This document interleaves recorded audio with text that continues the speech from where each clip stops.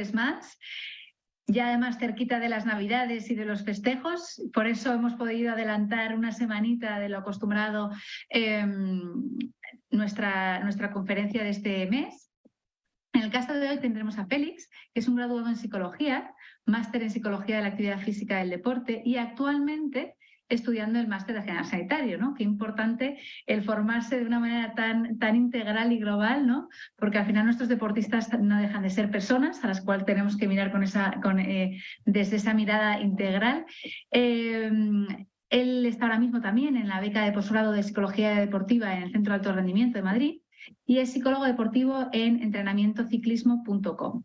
Trabaja con más de 10 deportes diferentes y está especializado en atletismo, ciclismo y triatlón. Pero hoy nos vamos a centrar sobre todo en el ciclismo. Además, minutos antes de que iniciásemos, justo Félix me estaba contando que nos va a acercar primero el ciclismo para que si en algún momento alguien que no ha trabajado con este deporte tenga la posibilidad de tener unas bases claras de cómo trabajar con este tipo de deportistas. Así que muchísimas gracias, Félix, una vez más por acompañarnos hoy, por hacernos este favorazo y acercarnos a un deporte que no habíamos visto en estas conferencias. Y nada, que a por ello. ¿Estás ahí cerrando el 2022 de estas grandes conferencias? Pues nada, un placer cerrar este 2022 y encima hablando de una cosa que me gusta tanto como es el ciclismo. Voy a compartir pantalla para que veáis la presentación. Y nada, como decía Ana, cuando estaba preparando la charla, pues estaba pensando un poco en que al final el ciclismo es un deporte pues bueno, que a mí me encanta y me apasiona y no me importa quedarme después de comer 2 horas viendo ciclismo cuando a lo mejor otro él entra más la modorrilla y se puede echar la siesta en ese momento. Entonces era un poco la idea de cómo poder acercar el ciclismo a la psicología, a psicólogos, para ver cómo se puede trabajar el ciclismo cuando me llega un ciclista y realmente no tengo pues esa idea del ciclismo que puede tener una persona a la que sí que le gusta o sí que lo practica, como puedo ser yo. Entonces es un poco esa idea. Voy a hablar un poco al principio, qué es el ciclismo, qué cosas importantes tenemos que saber con respecto al deporte y luego con respecto a que me llegue un ciclista y tenga que trabajar con él, que la demanda sea un poco pues esa, trabajar con un ciclista o una ciclista.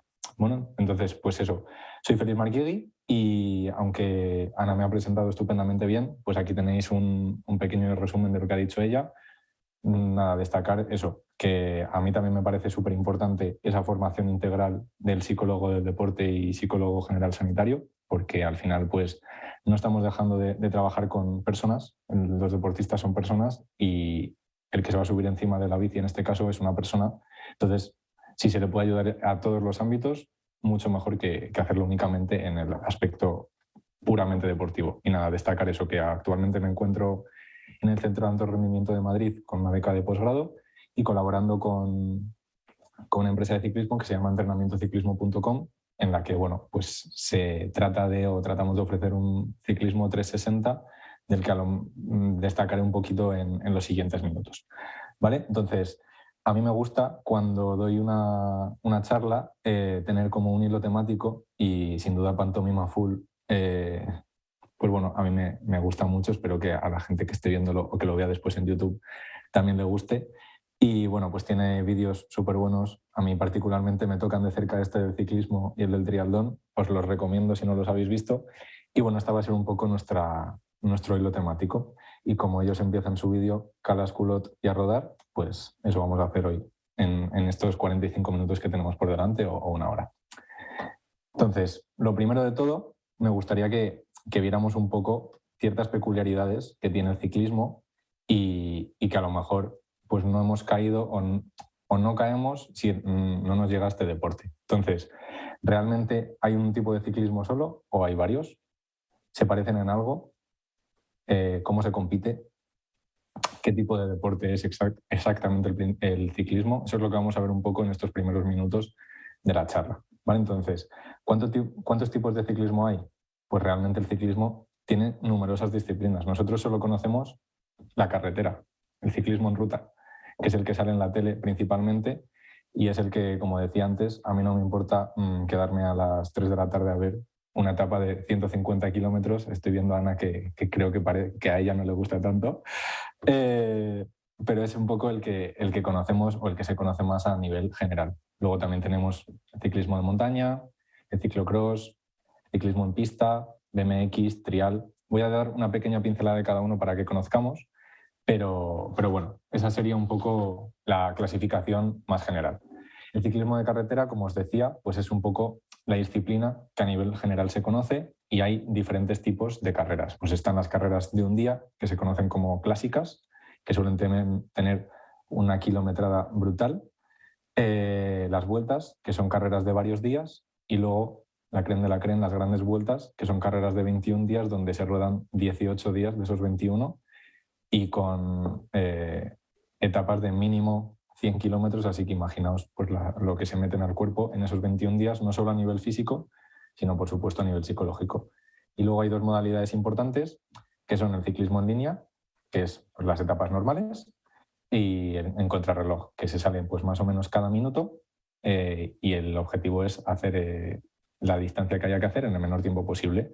Y puede ser individual, que sería CRI, y por equipos, CRE, en donde los equipos tienen que entrar un mínimo de 4 personas juntas para que se contabilice el tiempo. Luego, el ciclismo de montaña es también una modalidad olímpica. No sé si lo sabíais o si os sonaba. Pues tenemos 2 medallas de bronce. Además, en los últimos Juegos Olímpicos, en los de Río, Carlos Coloma, y en los de Tokio, David Valero, las 2 de bronce, como decía. Y tiene la peculiaridad de que varían mucho estas carreras. Al final, también las de carretera varían un montón, pero el pavimento es un poco el mismo. Las de montaña pues puede ser una pista más dura, una pista más blanda, la lluvia dificulta mucho o cambia mucho el recorrido, entonces pues al fin y al cabo, como decía, depende mucho del entorno. Y a nivel ya un poco más técnico, en vez de las bicis, en vez de tener 2 platos, tienen solo uno, entonces hay que jugar mucho con los piñones. Luego tenemos el ciclocross, que no sé si cuando lo he mencionado alguno sabía qué era. Para mí, o sea, como ha dicho antes Ana, me muevo mucho en atletismo, ciclismo y triatlón. Pues a mí me gusta comparar mucho también el ciclismo y el atletismo, y para mí el ciclocross sería como una mezcla entre bici de carretera, bici de montaña y 3.000 obstáculos en atletismo. ¿Por qué? Porque la bici es una mezcla entre bici de carretera y bici de montaña, tiene la forma delgadita que tiene una bici de carretera, unas ruedas un poco más gordas y con un dibujo como la bici de montaña, y luego puede tener obstáculos como vemos aquí. Esto es una carrera de ciclocross. Esos obstáculos se pueden pasar de boca, subido en la bici, bajado de la bici, y en una misma carrera podemos ver a una persona subiendo en bici, subiendo andando, es decir, tiene una peculiaridad muy concreta, y también a nivel psicológico tiene mucha implicación, porque ¿cómo voy a pasar yo mejor el obstáculo? ¿Subido? ¿Bajado? ¿Cómo voy a afrontar ese miedo? ¿Me da miedo realmente o es una percepción? Entonces, pues a nivel de aspecto psicológico, el ciclocross es una modalidad también muy interesante para practicar, y además es una modalidad que se está poniendo muy de moda porque pues, muchos ciclistas profesionales la están practicando en pretemporada, y ahora mismo la temporada de ciclocross no es tanto de pretemporada de ciclismo de carretera, sino que es una temporada en sí misma y se le está dando mucha importancia. Luego, el ciclismo en pista, como os decía antes, ahora sí que es atletismo. Atletismo al final son un montón de pruebas muy diferentes que entran dentro de la palabra atletismo. Pues el ciclismo en pista es lo mismo. Hay pruebas de velocidad, hay pruebas de fondo, hay pruebas de eliminación, de persecución. Luego hay pruebas combinadas en donde tienes que hacer eliminación, velocidad, fondo. Entonces es una modalidad, una disciplina muy completa, donde a nivel psicológico también es muy demandante. Y hay algunas de estas disciplinas que son olímpicas, entre ellas pues el kilómetro cronometrado, en donde Alejandro Martínez, en los últimos europeos pues consiguió una medalla de bronce, que no sé si salió mucho en las noticias, pero bueno, fue un hito verdaderamente brutal, porque que un español consiga una medalla en una disciplina tan dominada por los países más del norte de Europa, pues es sin duda a destacar, y para que veamos también que en el ciclismo en pista tenemos un buen nivel y se puede trabajar mucho ahí también. Entonces, pues no me quiero detener mucho más en los deportes, vamos a ir avanzando. Entonces, ¿cómo varían, o otras peculiaridades que tenemos que tener en mente a la hora de conocer el ciclismo? ¿Cómo varían las competiciones? Pues tomando de referencia este esquema de Moreno, de nuestro compañero de Valencia, voy a comparar un poco por edades y por sexos. En edades cadetes, que son 14, 15 y 15, 16, los chicos y las chicas compiten juntos y más o menos carreras de hasta 60 kilómetros. Podrías estar pensando, joder, pues yo ahora mismo no sé si estoy para hacer 60 kilómetros. Pues bueno, los de 14, 15 y 15, 16 los hacen y hacedme caso que muy rápido. En edades junior, que son 16 y 17 y 17 y 18, los chicos pueden competir hasta carreras de 140 kilómetros, no más, y las chicas hasta 80. Aquí ya se empiezan a diferenciar mucho las distancias según el sexo y es un aspecto que también hay que tener en cuenta. Siguen saliendo en los mismos grupos, pero las carreras de los chicos duran mucho más. Luego en sub-23 los chicos tienen carreras de hasta 180 kilómetros y ya las chicas élite, el máximo que pueden tener es de 160. Y a partir de 23 años puede haber carreras de hasta 200, 240, 280 e incluso 300. ¿Qué pruebas tienen más de 200 kilómetros por las que veíamos antes, que se les conoce como clásicas, las de un día? O sea, yo no puedo estar 18 días corriendo habiendo hecho una etapa de 300 kilómetros. Pues eso para el cuerpo humano es inviable, entonces son en esas que llamamos clásicas. Principalmente campeonatos del mundo y Juegos Olímpicos, donde es un día el que se compite. Y a todo esto de las distancias hay que sumarle otros factores. Al final, si estoy 60, 140, 200 o 300 kilómetros montando en bici, estoy unas cuantas horas. Si voy a hacer 300 kilómetros, bueno, yo me puedo tirar un día entero, pero esta gente se puede tirar 6, 7, 8 horas, depende del perfil de la carrera. Entonces, no es tanto la distancia únicamente, sino que tengo que mantener un estado psicológico de competición durante casi 7 horas o más de 7 horas, que también eso lo tenemos que tener en mente, en donde estoy generando un esfuerzo tanto físico como mental. ¿Cómo salvo ese esfuerzo? ¿Cómo lo gestiono? Pues también es importante. Y es importante que todo esto lo tengamos en cuenta porque carreras de 280, 240 kilómetros se pueden perder por esta mínima distancia por haber hecho esto. Un exceso de confianza le llevó a la Philippe en la Lieja-Bastogne-Lieja a perder una carrera de más de 200 kilómetros por medio dedo porque celebró unos segundos antes de que terminara la carrera. Entonces, ese aspecto, para el que siga pensando que la psicología en el ciclismo no tiene mucha cabida, pues mira, un ejemplo más y un ejemplo súper gráfico.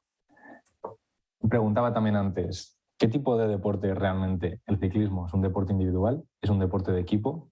Pues bueno, la respuesta a esta pregunta es muy gallega y es que depende. Depende porque depende de la demanda que te llegue, depende de dónde estés trabajando y depende también de la situación de carrera. Pues en un sprint podemos pensar que es un deporte individual porque al final hay uno de cada equipo que está peleando ese sprint, pero es que hay equipos que son verdaderos especialistas en preparar el sprint. Un sprint no lo hace solo, espera que pongo el puntero, un sprint no lo hace solo este o lo hace este o lo hace este. Es que el equipo este, de los de azul, son verdaderos especialistas en preparar que su sprinter llegue bien posicionado al sprint. Eso es todo un arte. Es como jugar a defender en fútbol, pues no es tan difícil. Preparar el sprint es muy difícil y hay equipos que van únicamente a las grandes vueltas a coger puntos ganando etapas al sprint. Entonces, aquí pues, es a la vez individual y es a la vez de equipo. En las etapas largas pues pasa lo mismo. Puede mantener el equipo al pelotón en bloque, todos juntos, fijaos, 1, 2, 3, 4, 5, 6 y otro por aquí, 7, todos juntos, pero luego puede escaparse uno, hacer 60 kilómetros solo como Marc Soler en la vuelta y ganar en la etapa. Entonces, es a la vez un deporte individual, es a la vez un deporte de equipo y como digo, depende de la demanda que nos llegue, podemos tratarlo más individual o más de equipo, teniendo en cuenta que siempre va a ser de los dos. O por lo menos ese es mi punto de vista.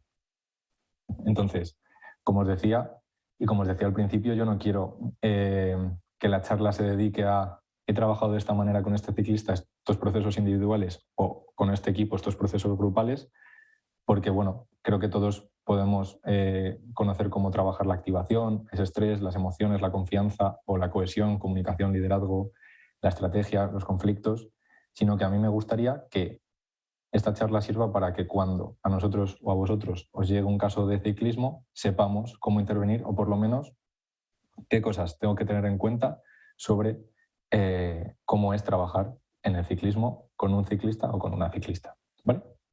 Entonces eso, pues en resumen, que es de las dos maneras y que se pueden trabajar tanto procesos individuales como procesos grupales dependiendo de la demanda que nos llegue.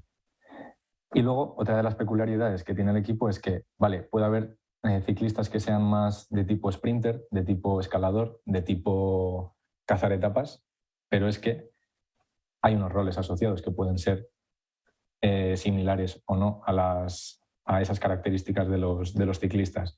Y puede estar está el jefe de filas, que tiene un valor propio y un valor para el equipo.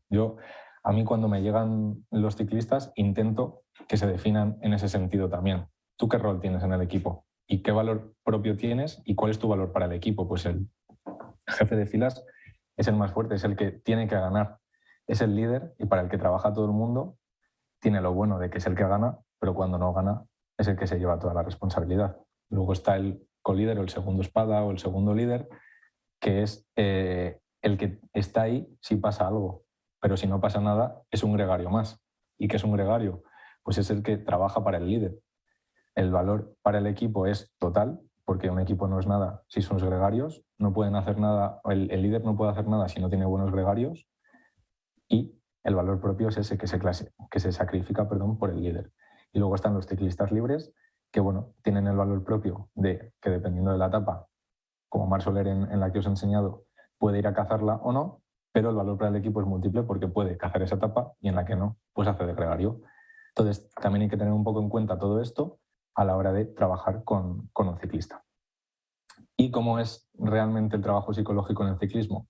Pues bueno, tenemos que tener en cuenta una serie de cosas y una serie de aspectos a la hora de cómo me llega a mí el trabajo. Dependiendo de cómo me llega a mí el trabajo, puedo plantear una estrategia o puedo plantear otra. Las demandas, o como a mí me han llegado, pueden ser de diferentes tipos. Me llega el ciclista y me dice que quiere trabajar conmigo y que quiere trabajar conmigo y que solo puedo estar en contacto con esa persona. No puedo estar en contacto ni con su entrenador, ni con el director técnico. No es que a lo mejor no pueda, sino que para él o para ella tampoco es relevante. Entonces trabajo solo con el ciclista. Trabajo individual. Me llega la demanda de que he trabajado con varios ciclistas de un determinado director técnico, que el director técnico es el que va en el coche, y quiere que trabaje con otro de sus ciclistas. Pues entonces aquí ya sería un trabajo con el ciclista y además pues le tengo que dar un feedback al director técnico. En tercer lugar, puede venirme el ciclista que no le importa que me ponga en contacto con el entrenador y también pues puedo tener un cierto feedback por parte del entrenador. Y luego está un poco la manera en la que trabajamos en entrenamiento ciclismo, que es la empresa que os comentaba anteriormente con la que colaboro, que es que estoy en contacto, por lo menos hasta este año ha sido así, estoy en contacto con el ciclista, con el preparador físico y con el director técnico. A lo mejor es un poco raro el diferenciar director técnico de entrenador, pero es la idiosincrasia de este deporte. Por eso os quiero transmitir qué peculiaridades tiene este deporte, porque el entrenador muchas veces es solo el que le pone los entrenamientos y luego os voy a explicar cómo se ponen, pero no el que selecciona a los ciclistas para correr una vuelta o a los ciclistas para correr una carrera. Ese es el director técnico. Entonces, es importante que yo tenga información por parte del entrenador, que yo tenga información por parte del director técnico, y hasta este año que hemos tenido equipo en entrenamiento de ciclismo de cadetes y junior, pues era así. Yo podía estar en contacto con esas dos partes y podía influir, si me pedían ayuda, en cómo planteo los entrenamientos o qué cosas tengo que tener en cuenta en los entrenamientos y cómo planteo las convocatorias para qué carreras, cómo ves tú a este ciclista, etcétera. Por supuesto, guardando la confidencialidad, pero es información que yo les puedo dar y ellos me pueden dar a mí para buscar, como decimos, el desarrollo óptimo y el máximo desarrollo de los ciclistas, que al final es la piedra fundamental de este proceso. Y luego hay una quinta manera de trabajar, que es con un equipo ciclista. Para mí esta es la panacea, porque, bueno, de primera mano os voy a contar que es difícil llegar a un equipo ciclista, pero al final yo creo que es la manera en la que podemos asegurar todo esto. Porque aquí voy a estar en contacto con el ciclista, por supuesto, porque forma parte del equipo, con el entrenador, porque muchos equipos tienen entrenadores, no siempre, pero y puede pasar que un ciclista tenga un entrenador de fuera, pero participe con un equipo y tenga un director. Por eso os digo que la idiosincrasia de este deporte es muy compleja, pero en el equipo voy a estar en contacto con todos y voy a estar en contacto además, pues si tienen Nutri, con el Nutri, con el fisio, con los mecánicos, etc. Entonces eso, pues por eso digo que es un poco la panacea, porque cuesta en llegar, pero estoy seguro de que aquí en unos años podremos conseguir este trabajo, porque yo creo que se está tomando en consideración el aspecto mental en el ciclismo y bueno, ojalá que próximamente se pueda ver a más ciclistas, a más psicólogos en los equipos ciclistas. ¿Por qué digo que es complicado? Pues por ejemplo, os traigo aquí y por qué os digo también que es importante trabajar en un equipo ciclista. Os traigo aquí directamente desde su página web la plantilla del Ineos. El Ineos junto con el Jumbo Visma, que es una de las fotos que os he puesto antes, que eran los de amarillo, como el Emirates, que eran los de blanco, que os he puesto también, son para mí las tres potencias principales dentro del cuadro profesional de equipos de ciclismo. Pues bien, el Ineos tiene 32 corredores y corredoras, unos cuantos directores técnicos, aquí salen 5, luego vi que eran más, unos cuantos, y aquí ya son más, directores de rendimiento, que son entrenadores para cada uno de esos 32 corredores y corredoras. Y luego hay una amplia cantidad de fisioterapeutas, médicos, nutricionistas, mecánicos, biomecánicos, conductores, chefs, seguridad privada, un psiquiatra y en 91 profesionales 0 unidades de psicólogos. Por eso os decía que es difícil. Si en el Ineos no se ha llegado todavía, no sé muy bien por qué es, pero por algo tiene que ser. Pero bueno, yo creo que está cambiando porque vamos a valorar esta figura, vamos a valorar que por lo menos en el equipo tienen un psiquiatra, tienen consideración esa salud mental y bueno, ojalá que si en unos años repetimos esta charla pueda cambiar esto y podamos ver algún nombre y algún título de psicólogo deportivo dentro del roster de los equipos profesionales y, por supuesto, y para mí más importante, de los equipos de a pie, que son luego los que nutren a los equipos profesionales. Otra cosa a tener muy en cuenta, cómo se distribuye una temporada. Voy a hablar primero del circuito profesional y luego del circuito no profesional, que es un poco en el que más me muevo yo. Os voy a dar esta visión para que sepáis cómo es, pero sobre todo voy a hablar de sub-23 y junior, que es donde más me he movido yo y donde más información tengo. Circuito profesional, pues tenemos la pretemporada, que suele empezar en noviembre, diciembre, enero. Una concentración que se hace en diciembre, que ahora os hablo de ella, y luego el periodo de competición. Más o menos en estas fechas en las que nos encontramos ahora mismo, se suele hacer una concentración. Casualmente todos los equipos del circuito, o casi sí todos, se encuentran en España haciéndola, principalmente en la zona del Levante, Alicante, Valencia, Castellón. Ahí suelen estar todos, por el clima, por las carreteras, y es un momento en el que la gran mayoría de los ciclistas del equipo se unen. Ahora, además, como muchos equipos tienen equipo femenino también, se unen chicos y se unen chicas, y todos entrenan juntos. Todos o casi todos, porque no siempre va todo el mundo a las concentraciones, pero bueno, más o menos sería eso, una pretemporada donde en diciembre se juntan y de enero a septiembre o a octubre hay competiciones. Por estas fechas son competiciones que se hacen en latitudes del sur, porque es donde hace más calorcito, y a partir de aquí ya se hacen más en Europa, Estados Unidos y demás. Hay 3 picos o 4 picos fundamentales, que son el pico rosa en mayo, Giro de Italia, el pico amarillo en julio, Tour de Francia, pico rojo en septiembre, la Vuelta a España, y el pico arcoiris, que es el Mundial, que se hace en octubre. Y más o menos entre estas grandes vueltas, pues hay vueltas de menos días y carreras clásicas. Esa sería un poco la manera de dividir o gestionarse una temporada en el circuito profesional. También tenemos que tener en cuenta estos picos, porque a nivel psicológico serán picos que también tenemos que trabajar. En el circuito no profesional, equipos sub-23, equipos junior, pues más o menos también hay una pretemporada que dura hasta febrero. Aquí también hay una concentración de la que hablaremos próximamente. Luego está el periodo de competición y un periodo de descanso. El periodo de competición pues dura más o menos eso, desde mediados de febrero hasta septiembre, y las carreras se concentran desde abril hasta septiembre. Abril, mayo, junio, julio, agosto y septiembre, que es cuando hace buen tiempo, quizá aquí excesivamente buen tiempo, para correr en bici. Entonces, lo que nos da unos cuantos meses para hacer una preparación, una pretemporada también psicológica para ese periodo de carreras. ¿Que aquí se hace trabajo psicológico? Por supuesto, pero el grosso se tiende a hacer aquí. Antes os decía que aquí esta concentración es muy importante porque al final otro aspecto muy característico del ciclismo es que el equipo en el que estoy no tiene por qué estar cerca de donde vivo.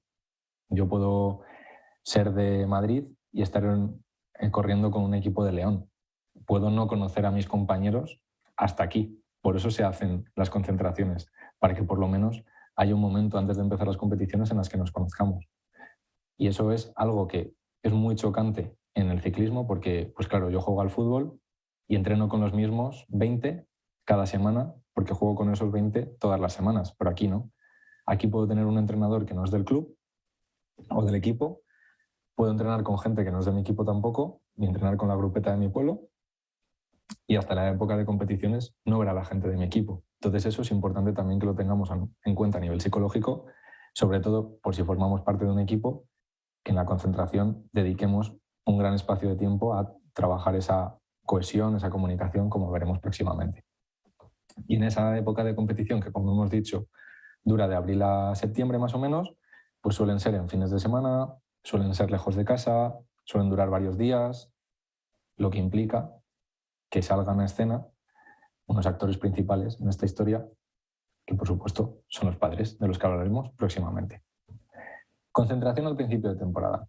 Vale, pues como os decía, es la primera vez o de las primeras veces que se van a ver los ciclistas del equipo. Es muy común que en ciclismo se cambie cada año de equipo, por lo menos en el circuito no profesional, sobre todo los equipos que quieren alcanzar puestos altos en los rankings. Entonces, pues hay un cambio de cromos importante. Por lo tanto, para mí, esa concentración a principio de temporada también es importante para que se creen las primeras relaciones y para que se trabaje o para que se vea cómo es esa convivencia.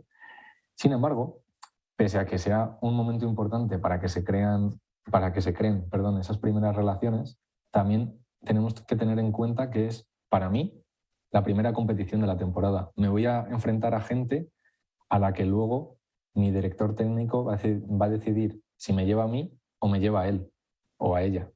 Entonces, para mí esa es la primera competición, los primeros test en esas concentraciones, test de FTP, de fuerza. Para mí esos son los primeros momentos de competición, porque ahí me voy a jugar el ir convocado a las primeras carreras o no. Entonces también tenemos que tener en cuenta que es una época de convivencia y de ver cómo gestionamos a nivel psicológico la competición contra compañeros a los que no conozco o que sí que conozco, y por el hecho de conocerlos sé que van muy fuerte y que tengo que estar mejor que ellos. Eso a nivel psicológico es muy importante.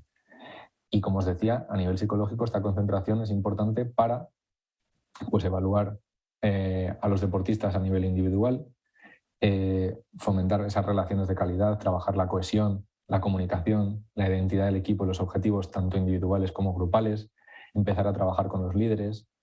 Este aspecto de la comunicación es muy importante porque aquí no entran solo los ciclistas, entran también los directores técnicos y los entrenadores. ¿Por qué? Porque bueno, cada vez es más normal que también en el circuito no profesional se trabaje con pinganillo. Entonces, durante la carrera, a chavales de 15, 16, 17, 18 años y menores de 23, les está llegando información que si nunca han trabajado con pinganillo también es importante trabajarlo. También es importante ver cómo es la comunicación entre ellos y tratar de mejorarla. Es importante ver cómo el director técnico da los mensajes en carrera. Por lo tanto, es un buen momento para trabajar todas estas variables grupales y teniendo en cuenta, pues eso, que bajo mi experiencia y bajo mi punto de vista, esas fundamentalmente pueden ser las más importantes. Y esa cohesión y esa convivencia puede derivar en que luego en carrera pasen cosas tan chulas como estas. Este es un equipo de León que se llama el Previley, donde en una de las últimas carreras pues pude ver cómo varios chicos con los que trabajaba tenían esta identidad de grupo tan buena y ese trabajo grupal tan bueno. No sé si os habéis fijado, este chico del final pide un gel y ese gel lo tiene el primer corredor. Y como tiene la tarea de tirar del grupo, lo que hace es pasarle e ir pasándose unos a otros ese gel para que le llegue a su líder. Pero es que él tiene que hacer una actividad y la está cumpliendo. Y está implicando a todos para que al líder no le falte de nada y luego tenga fuerzas para rematar la carrera. Además, hubo suerte, justicia, trabajo de que esa etapa la ganaron en este equipo. Entonces, pues bueno, para que veáis la importancia que tiene el trabajar esa convivencia, esa comunicación y ese trabajo en equipo también en el ciclismo. Los padres. Otro elemento para mí importante. ¿Por qué? Porque en el ciclismo es fundamental, o para mí es como súper clásico o súper común, que no me salía la palabra, el que es un deporte de tradición familiar. Es muy común, como os decía, que llegue un ciclista a sesión, que le preguntes un poco pues, la típica pregunta de ¿y tú cómo empezaste a hacer ciclismo? Y te responda, pues porque mi padre de joven era ciclista, porque mi abuelo era ciclista, porque mi padre, porque mi abuelo, porque mi madre. Es un deporte de tradición súper familiar, lo que implica que muchas veces el primer entrenador o entrenadora de los ciclistas y de las ciclistas son sus padres y madres. Es muy difícil desligarse de esa figura de padre, madre, entrenador, entrenadora, de luego pasar a ser animador o pasar a ser otras muchas de las labores que vamos a ver a continuación. Entonces, es muy difícil también el trabajar con un ciclista joven y que el padre o la madre esté ahí detrás. Veremos por qué. Pero vamos, fundamentalmente es eso, que tengamos en cuenta que el ciclismo es un deporte de tradición familiar y que los padres van a jugar una figura muy importante. ¿Por qué? Porque van a ser los principales mecenas de los ciclistas. Las bicicletas, los entrenamientos, las bicicletas son muy caras. O sea, no os hacéis una idea de lo caras que son las bicis si son buenas. Y a mí, a nivel personal, cuando me compré mi primera bici, me chocó muchísimo que después de desembolsar una cantidad importante, venía sin pedales. Es decir, ya me tenía que gastar otros 50 euros en mis pedales. Entonces es como que se van sumando cosas y mis padres son los que pagan los entrenamientos. Si llevo Nutri, los que me pagan la Nutri, los que me pagan el fisio, los que me pagan el mecánico, los que me pagan el psico, los que me pagan la biomecánica, las pruebas de esfuerzo. Es decir, son mecenas y, como dicen Pantomima Full, mecenas de la competición de gastar. Y luego, además, pues hacen de chofer. Tengo que ir a competir a Galicia. Es que me tiene que llevar mi padre si no soy mayor de edad. Y si soy mayor de edad, no me puedo meter en un viaje de 8 horas, competir casi 200 kilómetros y volverme. Pues necesito que me lleven. Los padres son los primeros animadores. Muchas veces están en mitad de la carrera ayudando al club, ayudando al equipo a repartir agua. Son los primeros mecánicos también en casa. Si tienen conocimientos de mecánica, pues es mejor llevarlo a ese mecánico que le conozco que no gastarme también dinero en llevarlo al mecánico. Muchas veces, y esto me lo he encontrado, si tienen empresas, son los principales patrocinadores de los equipos de sus hijos. Entonces, pues al fin y al cabo, están dedicándose casi en cuerpo y alma, que esto es muy bonito, porque esto es precioso cuando pues, el sueño de todos es el mismo, pero eso no quita que al final también se genere presión, porque pues, son humanos y quieren ver esfuerzos o quieren ver resultados a todo ese esfuerzo, y muchas veces esto, más que generar ilusión en los chicos y las chicas, genera cierta presión. Entonces, a ese esquema de ciclista, director técnico, entrenador, muchas veces habría que añadir, o para mí casi siempre, añadir a los padres cuando los ciclistas son jóvenes o por lo menos cuando pagan el servicio. Otros aspectos importantes que tenemos que tener en cuenta, pues fuentes de estrés que pueden surgir en carrera, problemas mecánicos, porque al final yo hago mi deporte porque voy montado en una bici y pues yo puedo tener una lesión, pero es que la bici también puede tener una lesión y tengo que saber gestionarla, o en el coche del equipo tengo que tener material extra, que ya es otra fuente de ingresos, etc. Entonces, se me puede ir la bici también. Es una fuente de estrés la bici. Puedo pinchar cuando mejor estoy. Puede haber problemas en el pelotón. Si no voy bien colocado, puedo entrar en abanicos.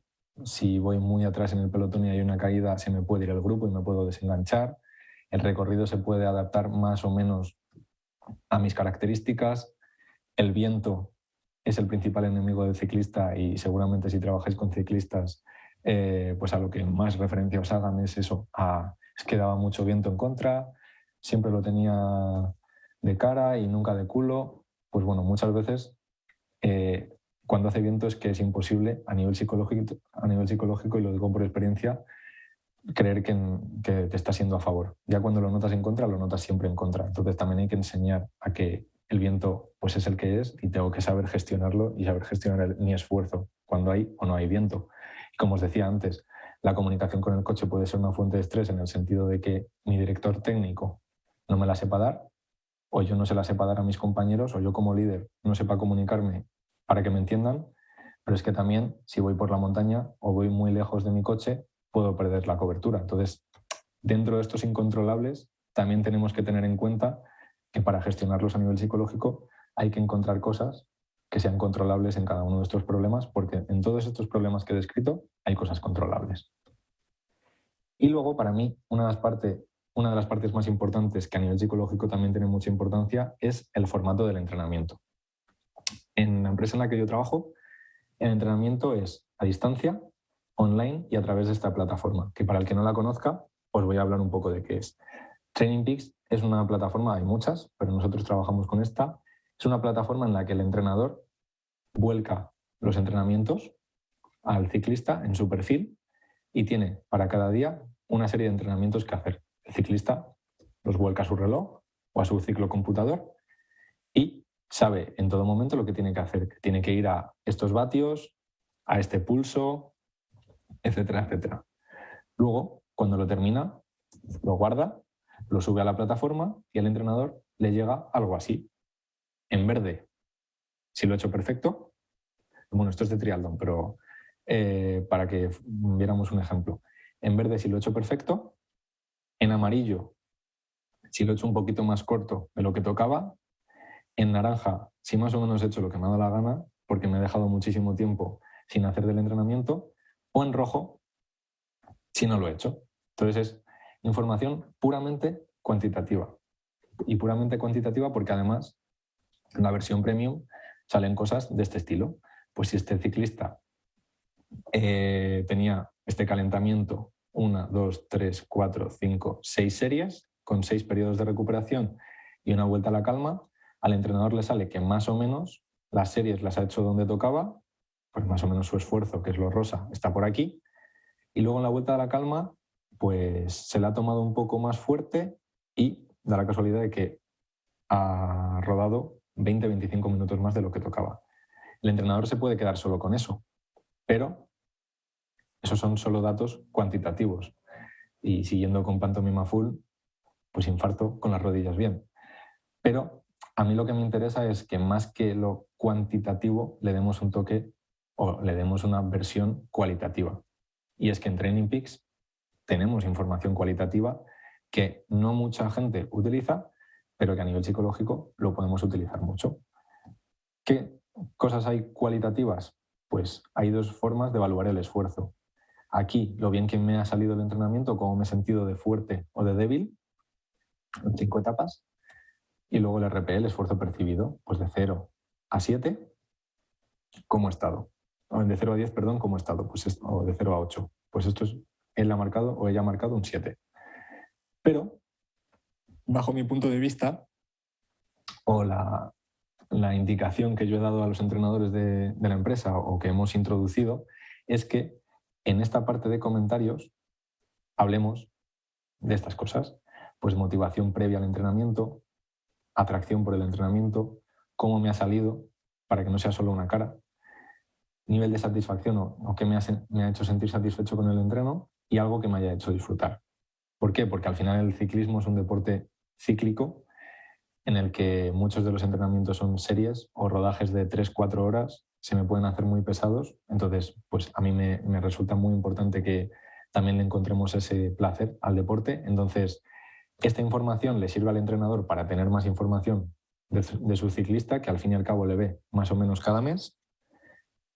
Y a mí me sirve porque así también, cuando nos vemos, pues tenemos información con la que trabajar, porque si la motivación está siendo muy baja, pues a lo mejor hay que actuar ahí, o si la atracción por el entreno está siendo muy baja, pues a lo mejor hay que hablar con el entrenador, etcétera, etcétera. Entonces, la aplicación Training Peaks, que es fundamentalmente cuantitativa, porque son vatios, velocidades, pulsos y demás, también la podemos utilizar cualitativamente. ¿Y cómo trabajo yo o cómo desarrollamos el trabajo en entrenamiento de ciclismo? Pues los planes de trabajo que tiene la empresa son diferentes y más o menos la gente con la que trabajo yo suele ir a ver al entrenador una vez al mes. Entonces yo hago con ellos una combinación de trabajo presencial y trabajo online. Nos vemos cada 2 semanas, siendo una presencial y otra online, porque como vienen cada mes, pues la sesión entre medias es online. Y cuando les toca presencial, pues intento verles o antes o después de que se reúnan con el entrenador, porque así tanto el entrenador, la entrenadora como yo tenemos información de los otros y también tenemos información con la que poder trabajar. Y luego, no sé cómo vamos de tiempo, me gustaría contar en 5 minutitos una de las labores que a mí más satisfacción me generan en el mundo del ciclismo, que es la figura del gregario, porque antes cuando veíamos los roles, pues decíamos, es que al final el líder es al que se le ve, el líder es el que se sube al cajón, el líder es el que se pone los maillots, el que sale en las fotos, pero los gregarios para mí son la figura más importante del ciclismo, porque son los que permiten, como veremos a continuación, que el líder consiga sus objetivos. Y además son corredores que si tú ves al final de las grandes vueltas el tiempo que han estado encima de la bici es mucho mayor que el de los líderes. Y no, es un poco de broma, pero casi que tiene más mérito estar más tiempo encima de la bici que menos, porque muchos de ese tiempo lo hacen solos o con otros gregarios o acompañados de personas, en definitiva, a los que les quedan las mismas fuerzas que a ellos. Entonces, me parece un trabajo muy poco reconocido y a nivel psicológico muy exigente, porque al final no estoy trabajando bajo mis objetivos, sino que estoy trabajando para que otra persona consiga sus objetivos. Ok, es una persona de mi equipo y es realmente mi objetivo, que esa persona consiga los suyos, pero realmente no estoy trabajando para mí. Y es algo que a lo mejor se puede no entender si no se trabaja en el ciclismo, pero a mí es lo que me hace convertir el ciclismo en un deporte de equipo, porque al final todo el mundo está trabajando, todos los gregarios están trabajando para que ese corredor consiga el objetivo del equipo. ¿Vale? Entonces, los gregarios tienen un montón de funciones y realmente son las más importantes de todas. Son mantener la calma, son romper la carrera cuando le interesa al equipo, es mantener al líder en una burbuja. ¿Y a qué me refiero con eso de mantener al líder en una burbuja? Pues que hay un efecto que es el ir a rueda, el rebufo, que en ciclismo es súper importante. Os traigo aquí para que veáis en números el ahorro de esfuerzo que supone. Y es que cuando una persona va sola, pues realmente tiene que hacer el 100% del esfuerzo. Cuando ya van dos, fijaos que se reduce al 64%. El primero hace casi todo y el segundo, una tercera parte del esfuerzo, se lo ahorra.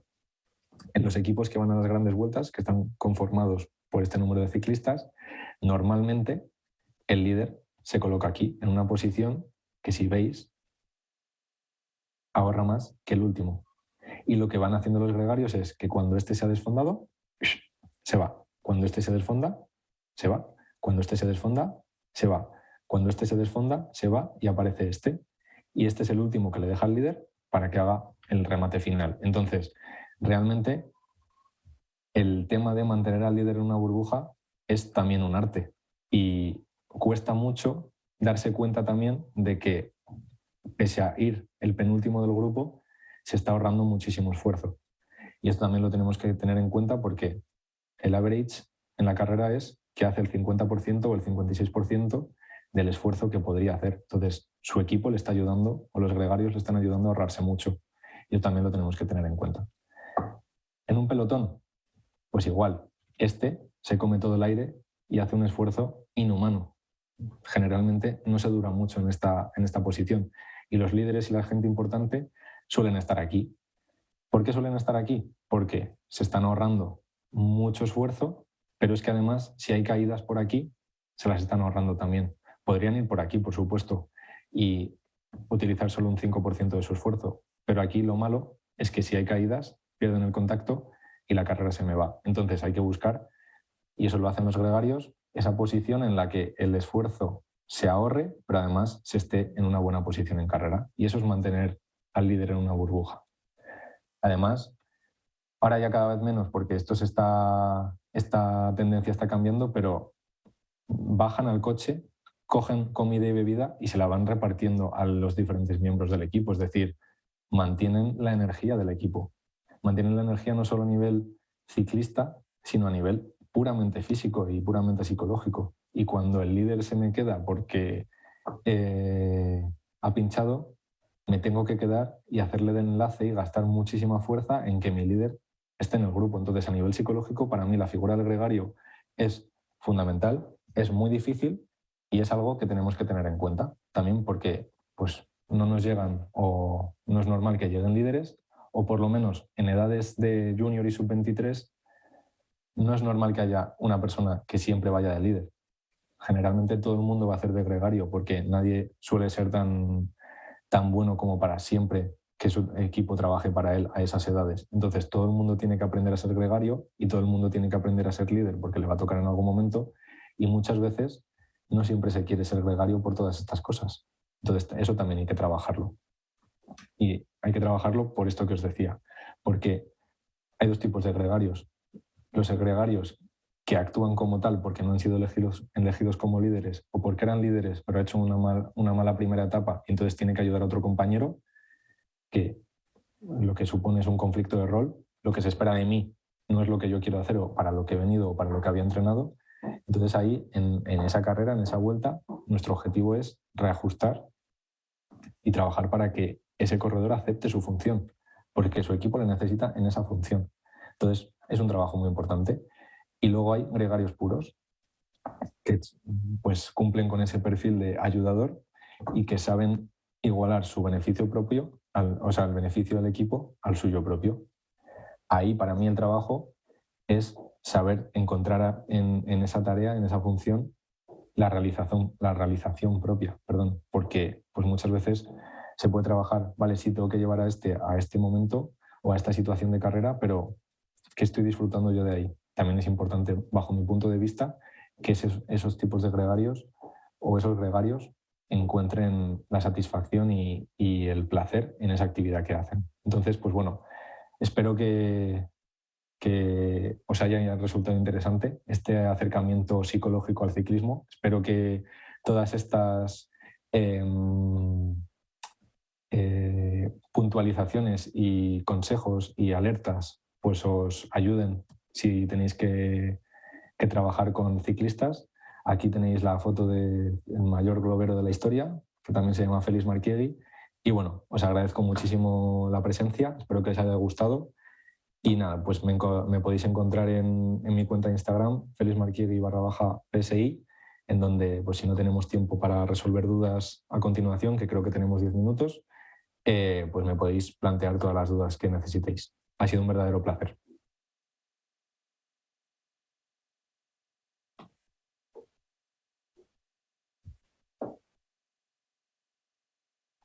No te digo, Manuel. No te oigo. Vaya, había dejado puesto el sonido. ¿Qué tal, Félix? Bueno, soy Manuel. Encantado. Suelo cerrar las ponencias con las preguntas que nos hace la gente y bueno, alguna que se me ocurre también a mí. Y nada, mira, tenemos una pregunta que nos han hecho de algo que comentaste casi al principio, que es para qué está el psiquiatra en un equipo de ciclismo. ¿Cuál sería su rol? Pues la verdad que yo cuando lo vi no sabría cómo responder a esa pregunta. Entiendo que a nivel médico farmacológico, para poder administrar, pues también considero que después de hacer esfuerzos tan largos hay aspectos como el dormir, que es muy importante, y muchas veces el haber hecho un esfuerzo tan importante dificulta el hecho de dormir. Intuyo que a nivel farmacológico puede ayudar determinados medicamentos que puedan administrar psiquiatras. Desconozco un poco, pero a mí también me llama la atención que esté la figura del psiquiatra y no la del psicólogo. Pues mira, aquí era una cosa que iba a intentar unir. Bueno, pues aquí también tenemos nosotros nuestro espacio, ¿no? Ya como has dicho antes, quieras que no es una mirada a la salud mental, nosotros más que salud mental vamos a ver desde el lado de trabajar el bienestar, la prevención y el rendimiento, ¿no? Pero quizá fuese un camino, no sé, ¿qué opinas sobre este tema? ¿Podemos entrar por aquí? Sí, yo creo que, vamos, yo es lo que llevo persiguiendo desde que terminé el máster y la carrera. Creo que, vamos, como he dicho al principio, es un deporte que siempre me ha fascinado, que siempre he visto y que para mí, antes de que yo decidiera dedicarme a la psicología y en concreto a la psicología del deporte, pensaba en todo lo que sufría la gente encima de la bici y en cómo era capaz de gestionar ese esfuerzo, ese sufrimiento. Y desde que terminé el máster, mi objetivo ha sido pues también acercar esta parte que tanto me gusta también de la psicología al ciclismo. Considero que hay un poco de reticencia todavía, no sé muy bien por qué, a la figura del psicólogo en el ciclismo. Puede que porque sea un deporte muy tradicional, pero bueno, yo creo que se está cada vez acercando más a nivel individual y nos falta dar ese paso a nivel de equipo, de organización. ¿Y qué podemos hacer nosotros? ¿Qué está en nuestras manos? Bueno, yo creo que lo que podemos hacer es que, para empezar, las figuras que están trabajando, que yo creo que lo están haciendo, lo normalicen, como se está haciendo en otros deportes, y que desde el deporte base se pueda empezar a trabajar en este sentido también, porque, bueno, al final yo os he transmitido Ineos, Jumbo, UAE, pero la labor que hago en entrenamiento ciclismo, la labor que se hace en el Talavera, la labor que se hace en el Sanse, considero que es casi más importante, porque al final, como creo que he dicho, esos equipos son los que van a nutrir luego a los profesionales, y si esos han estado trabajando durante toda su vida ese aspecto también, pues a lo mejor lo pueden demandar cuando lleguen a esos equipos más profesionales. O sea, que tenemos un camino todavía, ¿no? Y como siempre dicen, las dificultades también es el comienzo de oportunidades, ¿no? Mira, hay dos preguntas que me hacen llegar, que las voy a transmitir. A ver. Vale. Primero te saluda. Buenas tardes, Félix. ¿Considerarías factible la intervención psicológica in situ durante una carrera vía pinganillo similar si la ciclista sufre una pájara que pudiéramos considerar más psicológica que física, como por ejemplo una crisis de ansiedad? Gracias. Bueno, me encantaría el hecho de poder intervenir en ese sentido, pero como decía, cuesta llegar la figura del psicólogo a lo que es la organización ciclista. Imagínate meterte en el coche. Yo he tenido la suerte de que me han dejado estar en algún coche, en alguna vuelta. Es una experiencia que le recomiendo, por cierto, a todo el mundo. O sea, he pasado miedo, he pasado disfrute, he bajado por puertos a un montón de velocidad que yo no sabía cómo iba a terminar eso. A lo mejor hubiera necesitado yo también asistencia psicológica, pero lo considero algo que sería súper importante, porque, como decía la persona que ha hecho la pregunta, esas pájaras que muchas veces suceden porque pienso que ya no voy a llegar al grupo o porque pienso que mi trabajo ha terminado ahí, muchas veces es una percepción. Y el estar ahí percibiendo eso y sin la ayuda de percibir otra cosa o no tengo otro estímulo que me ayude a percibir la otra parte de la situación, pues puede hacer que esa pájara cada vez se haga más grande y me baje de la bici y aquí se ha terminado mi carrera, o que vuelva.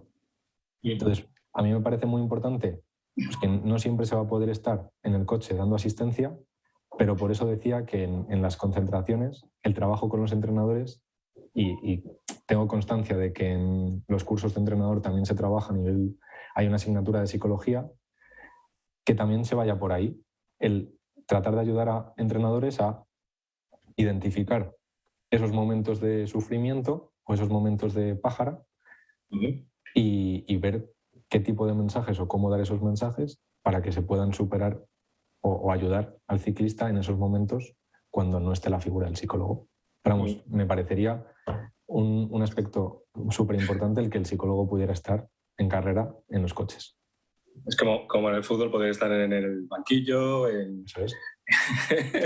correr casi en la Fórmula 1, ¿no? El copiloto detrás. Bueno, mira, hay otra pregunta y además vamos bien de tiempo, vamos bastante bien. ¿Training Peaks podría utilizarse para más deportes y cuáles serían? Gracias. Sí, Training Peaks se utiliza para muchos deportes. Yo, por ejemplo, que practico triatlón, trabajo con Training Peaks también. Y de hecho la pantalla que os he enseñado era de mis entrenamientos, creo que era de julio o algo así, y da mucha capacidad a deportes. Pues generalmente los deportes que quepan en el reloj caben en Training Peaks. Es difícil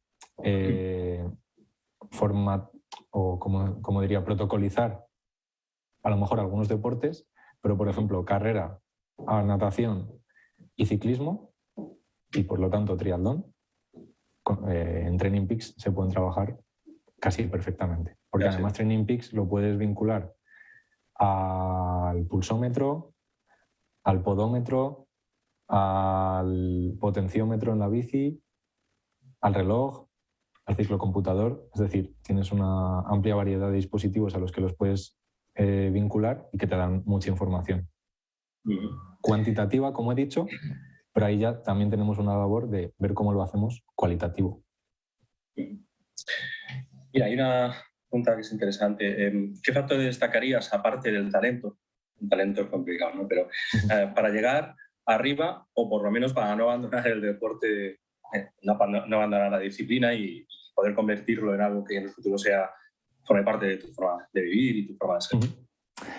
Bueno, pues a mí la parte que más me parece importante, creo que la he dicho y considero que es algo fundamental en el ciclismo, que no muchas veces se tiene en cuenta, es que nos lo tenemos que pasar bien haciendo ciclismo, y muchas veces, como decía, es algo tan repetitivo que me lleva tantas horas y tan igual siempre, que podemos dejar de encontrarle el disfrute o la motivación. Entonces, para mí lo más importante es saber encontrar el placer en esos entrenamientos.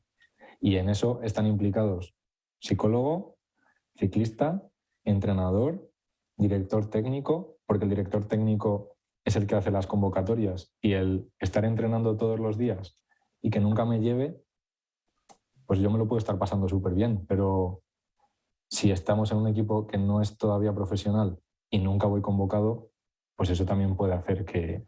Entonces también esa gestión del director técnico me parece importante. Y luego, fundamental, el apoyo por parte de mi núcleo. Pues que mis padres, que al final son mi referencia en el deporte y, como he dicho, mecenas, chofer y de todo, que su apoyo sea, no sabría cómo describirlo, pero natural. O sea, no de tener que conseguir resultados, sino estamos aquí, esta actividad forma parte de nuestra vida y queremos que te lo pases bien, porque nosotros nos lo estamos pasando bien. Es un esfuerzo, pero también trabajar en ese sentido.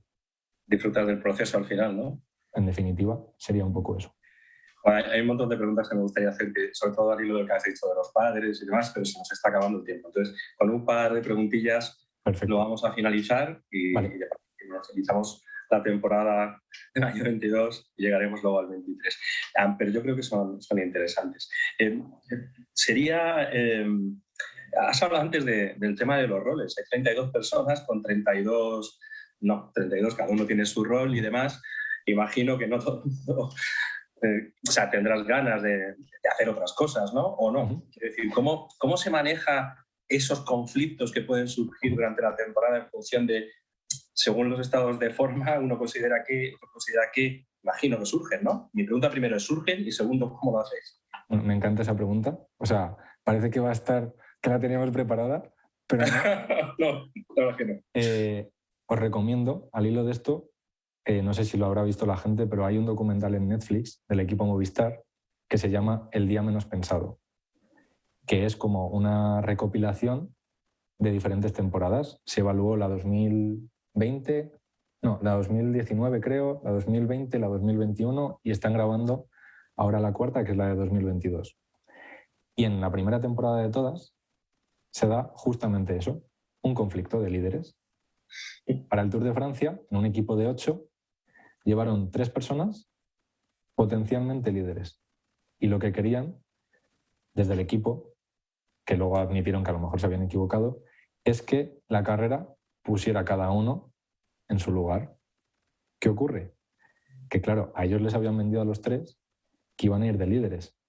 Entonces, si se trabajaba más para uno, los otros 2 se molestaban. Si se trabajaba más para uno de los otros 2 se molestaban. Entonces, fue muy sonado que hubo un conflicto muy grande, no quiero desvelar nada, pero hubo un conflicto dentro del Tour entre esos 3 líderes, porque uno no quiso trabajar para el otro, porque el otro no había trabajado para el uno antes, y en la época marcada a fuego en el calendario, que es el Tour de Francia, el conflicto de rol, algo que se podía también haber trabajado a nivel psicológico previamente o durante la carrera, supuso un problema. Y casualmente, a medida que se repiten las temporadas en el documental, siempre hay un conflicto de rol en ese sentido que se da. Y claro, yo lo veo como yo la serie la veo como apasionado del ciclismo, apasionado del Movistar y psicólogo. Entonces, también hay una evaluación importante en ese sentido. Al que no lo haya visto se lo recomiendo, El día menos pensado, sobre todo esa primera temporada. Pero eso lo trabajáis, imagino que en la primera parte de la temporada, donde hablabas antes que se hace el trabajo más potente. Lo prevéis y más o menos vais situando la situación y cuando pase algo ya lo teníais un poco preparado, no preparado, pero sí previsto que pudiera pasar y qué tener que hacer. Bueno, como he dicho, yo al final no he tenido la posibilidad de trabajar en un equipo profesional, que más o menos ahí los roles están súper determinados. En un equipo sub-23 pueden estar un poco más predeterminados, pero en un equipo junior el rendimiento sigue siendo muy de picos. Y aunque vaya uno como previsiblemente líder, puede en la primera etapa hacerlo mal, entonces tiene que tomar la iniciativa a otro que lo haya hecho bien. Bajo mi punto de vista es más fácil en ese sentido trabajar ese aspecto en categorías más inferiores. Ya, el mismo contexto pues ayuda un poco a poner a cada uno en su lugar. Eso. Bueno, pues entonces ya estamos acabando, entonces te voy a hacer una pregunta abierta final y es, vale, ¿qué aconsejarías a psicólogos y psicólogas que estén o quieran estar o quieran trabajar en la disciplina que hagan abierto para que tú aquí te explayes? Bueno, pues yo recomendaría que la gente se acercara a este deporte, porque espero que os haya transmitido la importancia que a nivel psicológico, simplemente en el entrenamiento, pues el ciclismo. No me he metido en competición con caídas y el miedo después de las caídas, o el miedo en las bajadas, o el que viene una pendiente así, me he quedado siempre cuando son así, en esta no voy a quedar. Es decir, hay un montón de aspectos que se me han quedado en el tintero que a nivel psicológico se pueden trabajar. Entonces, como el ciclismo es un deporte, bajo mi punto de vista, tan rico en el aspecto psicológico, pues nada, recomiendo a todo el mundo que se lo esté pensando, pues que contacte con clubes. Yo creo que si hacemos mucho ruido, alguno va a tener que decir, venga, ya por pesados entráis. Y eso, pues, animar a la gente a que en el aspecto, o sea, en el ámbito ciclista, pues pueda introducirse la figura del psicólogo. Bueno, yo creo que la verdad es que es una conversación que da para mucho. A mí se me han quedado cosas. Lo que acabas de decir lo llevo pensando un rato. El tema de cómo afrontar los miedos y todo esto. Así que yo creo que incluso da para más. Bueno, pues yo encantadísimo, vamos. Bueno, pues nada, ya... Que Ana coja el guante. Hablaremos. Pues nada, voy a dar por finalizada la ponencia. De verdad que me quedo con muchas ganas de seguir escuchando otras cosas y daros las gracias primero a ti, Félix, y a las personas que en directo nos están viendo y a toda la gente que después a través de YouTube pues quiera seguir esta estupenda ponencia. Y nada, emplazaros para el año que viene, desearos que lo que queda de mes sea fantástico, que tengamos una buena salida y entrada de año y que el 2023 nos traiga más psicología del deporte, que hay mucho que hacer todavía. Así que gracias. Me gustaría también daros las gracias por invitarme, daros las gracias también por hacer esta actividad que me parece súper importante y creo que es acercar el deporte a los psicólogos de una manera pues eso, muy personal. Y nada, pues deseando que en 2023 siga la actividad, que paséis todos unas buenas fiestas y una feliz Navidad. Y nada, pues es que estamos en contacto. Nos vemos, muchas gracias. Adiós. Cuídate, hasta luego.